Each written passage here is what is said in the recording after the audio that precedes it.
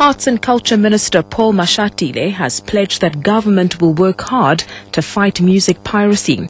He was addressing mourners at the funeral of a member of the traditional Zulu music group, Ihashi Elimhlophe, at Leondale on Gauteng's East Rand. George Nxusa died last week at the ANC centenary celebrations in Mangaung before his group was to perform. Various artists, actors and ANC members are at the funeral. Mashatile says laws are being developed to ensure that those engaged in music piracy are prosecuted. He says it's important to fight music piracy to ensure that musicians can make a living out of their creative work. Artists are part of small businesses. When you are an artist, you are a business person. That's how you make a living. And therefore, we will work with you, we will attend to your rights, fight piracy with you, and promote your work.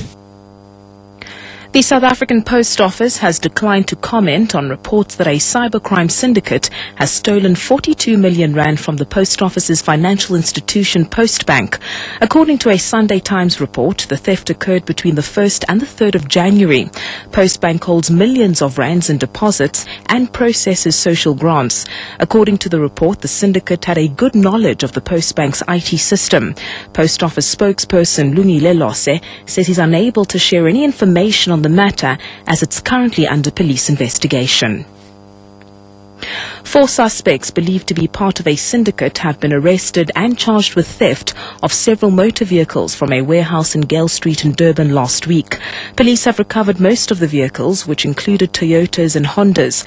Several computers were also stolen and have not been recovered. Police spokesperson Tulani Zwane elaborates.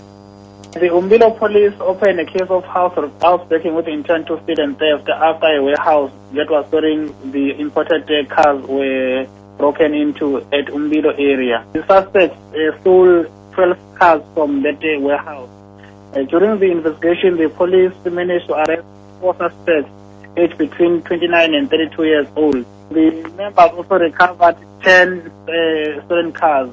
They were recovered in different areas from Chesterville and here in town. The arrested suspect will appear in the Durban Magistrate Court tomorrow, facing charges of housebreaking with intent to steal and theft.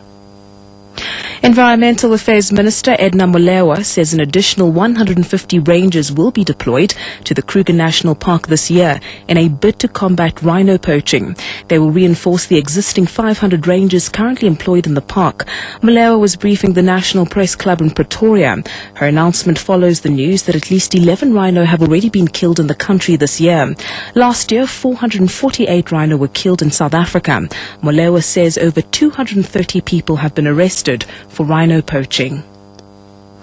The South African Sharks Conservancy is pushing for a ban on the killing of Zambezi sharks in the Breda River in the Southern Cape. This after a 3-meter-long shark was killed by a local angler earlier this week. The Conservancy's director, Megan McCord, says the Breda River is the southernmost habitat found for the species. She says since 2009 they've applied 3 times with the Department of Agriculture, Forestry and Fisheries for precautionary protection measures, but not received any acknowledgement. McCord says they are now taking the issue to the public domain on their Facebook page.